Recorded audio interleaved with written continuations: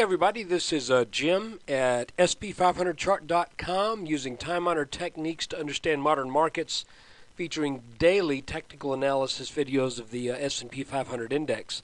This is the weekly review for the week ending November 4th, 2011.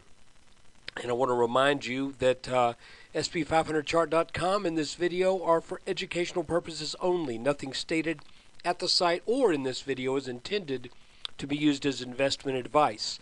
I can draw lines on charts, but you have to draw your own conclusions from your own research and make investment decisions that are suitable for your personal financial situation. And I am not a licensed financial professional. I'm just a guy who draws lines on charts. So let's take a look at the S&P chart, see how we did this week, and also look at the action today, see where we might be headed for next week.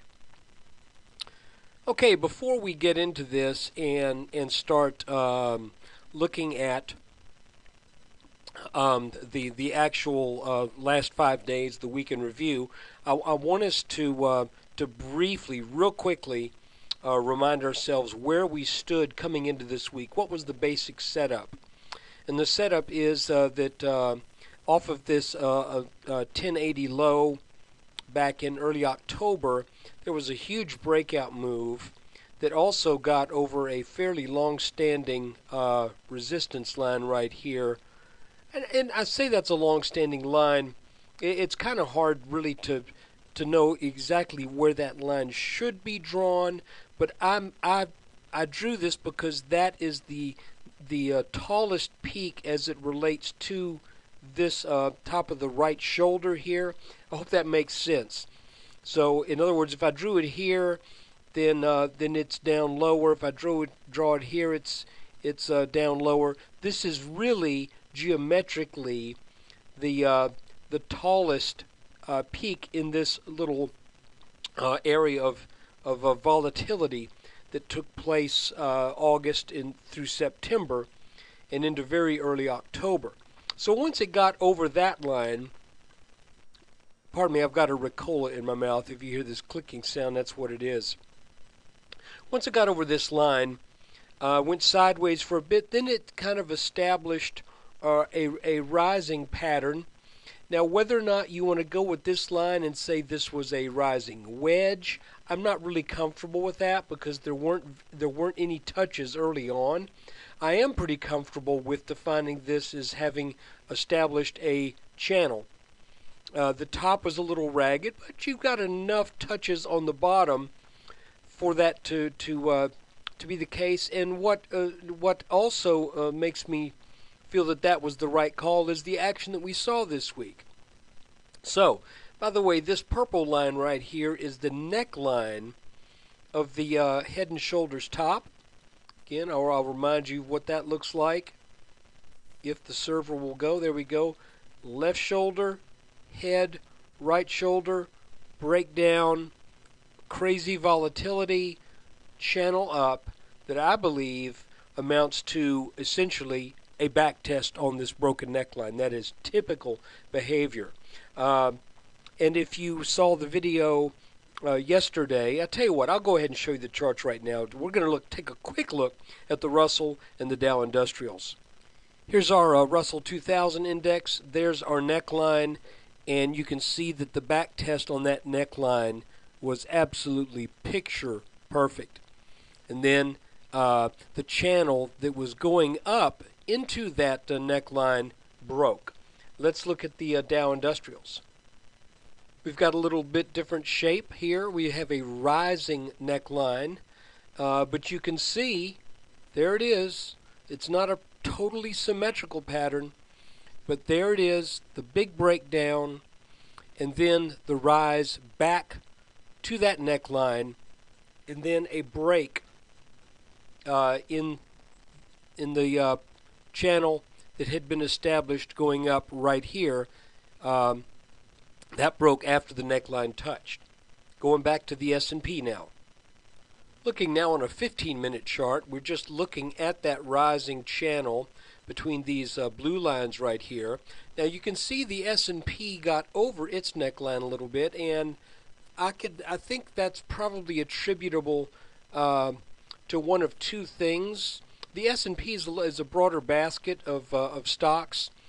Tech stocks had been outperforming the Dow and the Russell, so I think that may have something to do with it. And also, the S&P has a number of banks that I think showed some strength back in October.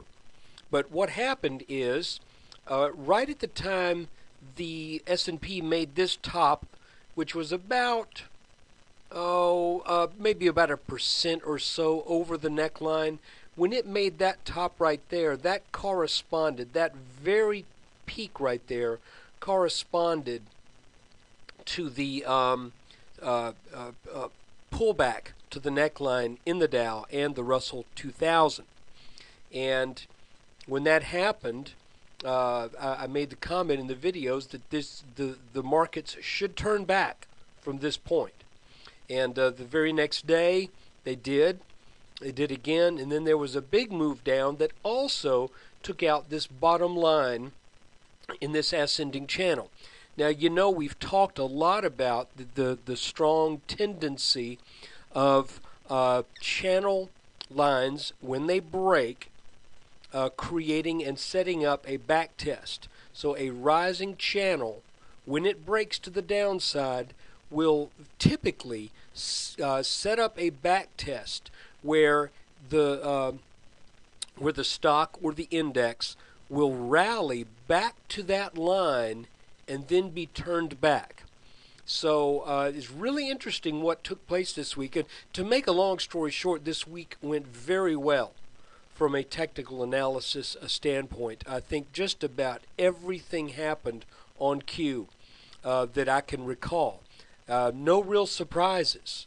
When this channel broke down, we didn't know really how far it was going to go. I think I said, we could get all the way down to 1192. It could come down to this line here, but you really don't know until you get there where you're going to find some form of support before you come up for that back test. And in this case, it happened right around 12:16, 12:15. And the good thing is the market gave us a little clue. And what was that clue? Well, we got a little inverted head and shoulders. So once we made this pattern and got up here, it was pretty clear that now that this would be the low, and that we would start to rally up to back test that broken support line. Now what's interesting is, and this is real important, what I'm going to show you next, if you look at the form that this back test took, it is defined by, I tell you what, I'm going to make these lines a different color so they'll stand out. Let's make these red. I just really want this to stand out in contrast with everything else on the chart. So there you go. This back test took the form of a rising wedge. And a rising wedge is typically a bearish pattern that will take prices in a certain direction, but once it breaks down, almost always, well, I don't want to say almost always, let's just say a high percentage of the time, it results in a return to at least the levels that were in place before that wedge started.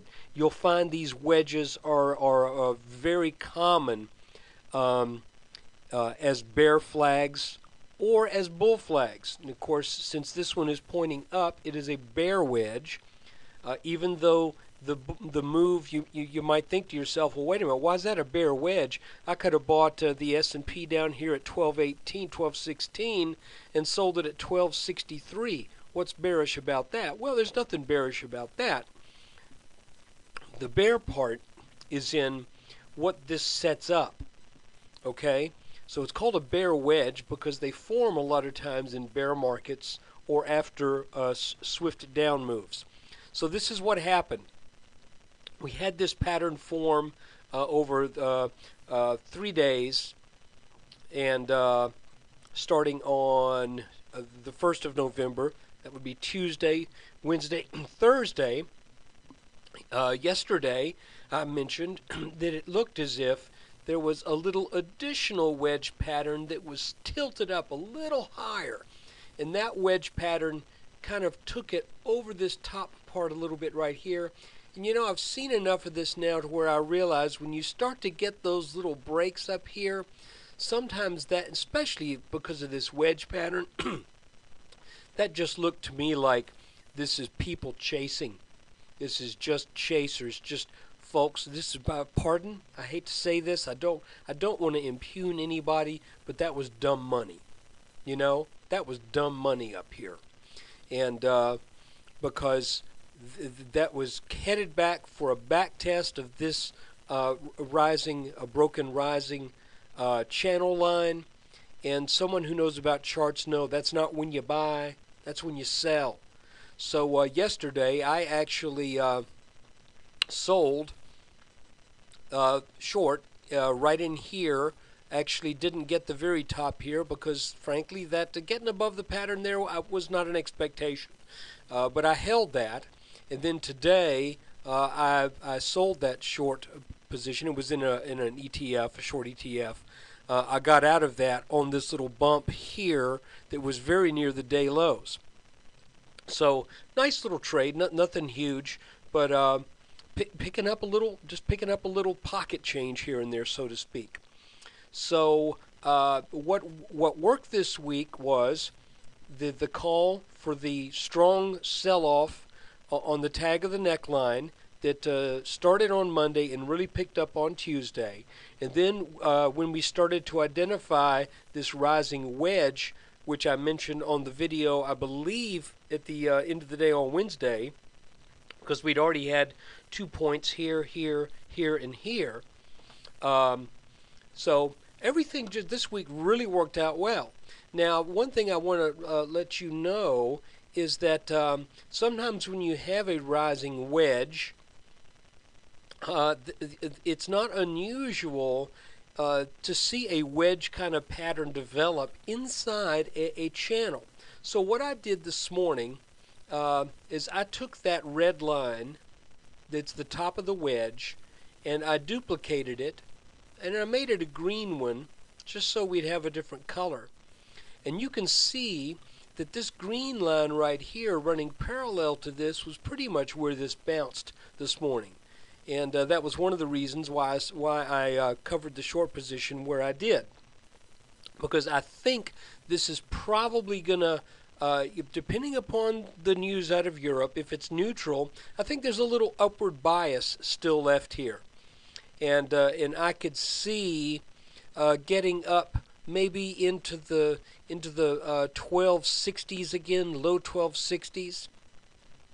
But there's some interesting things going on with this pattern that I also want to point out, and this is kind of call this a preliminary. I don't want to say a view to the future, but I guess that's what I want to say. I just be aware of this. If this were to get up to 1260 or so, and then turn back down, or maybe it doesn't quite make it that far, I want you to see that this is kind of taking on the shape of a head and shoulders here, with the left shoulder, head, right shoulder. So what I'm looking at is this.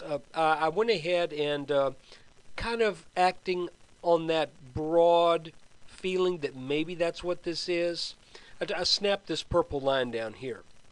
And what that'll do is, that'll tell me for sure that and this green line also, it's interesting that they are very close to each other.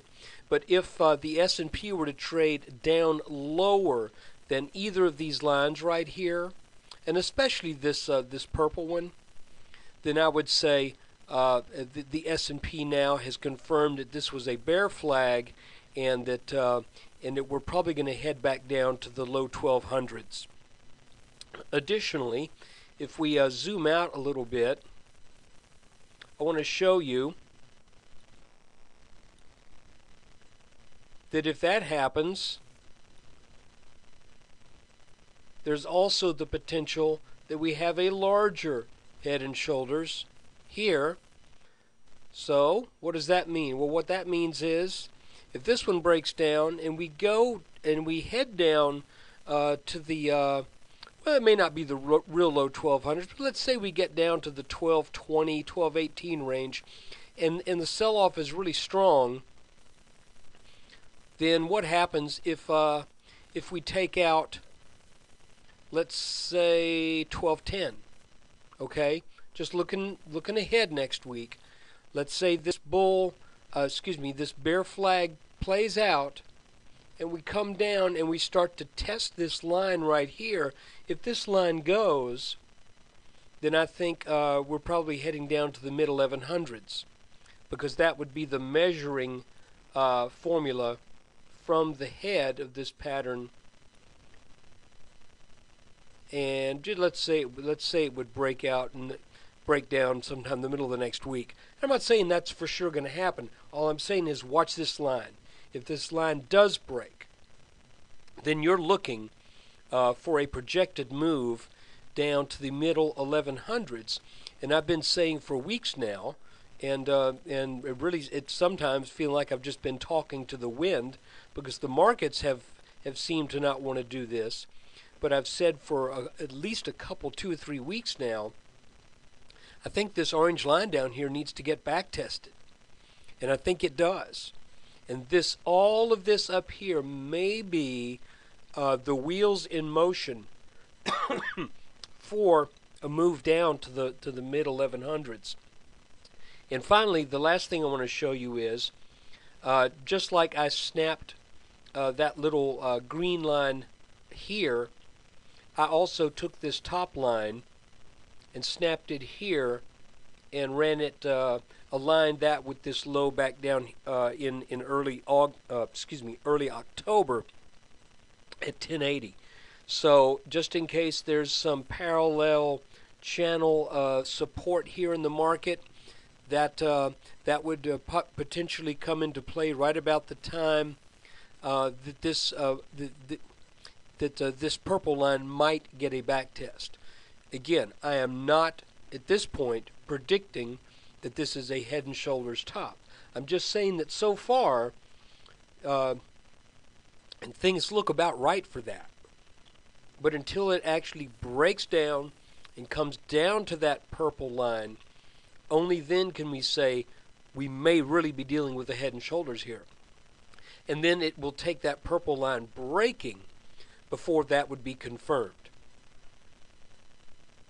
So to make a long story short, all in all, a very good week with the charts. Again, just to recap, we made the call that there would be a strong sell-off after the tag of this neckline. We got it. Then once this blue channel broke right here, we made the call, be on the lookout for a back test of this blue line at some point. We did that.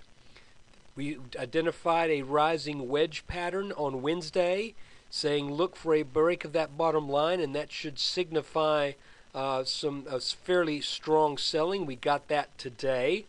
Now I'm saying look for a potential back test of this wedge, potentially up to the 1260s, low 1260s. I think this gray line right here might have a say in that. But anyway, a really good week with the analysis, and I want to thank you for taking the time to view this video. And finally, I got to make my sales pitch. If you like this kind of analysis and you find it helpful, or you wished you would have maybe gotten these charts in the analysis at the end of each trading day instead of on a delayed basis, there's something you can do about that, and it's pretty easy. You can get a 2-week trial subscription for $4.95. Folks, that's like one a grande caramel macchiato at Starbucks. So $4.95, you get 2 weeks a trial. In order to get that, you do sign up for either a monthly subscription for $19.95 or a yearly subscription for $189.95. But you can do it for 2 weeks, and if you decide it's not for you, so long.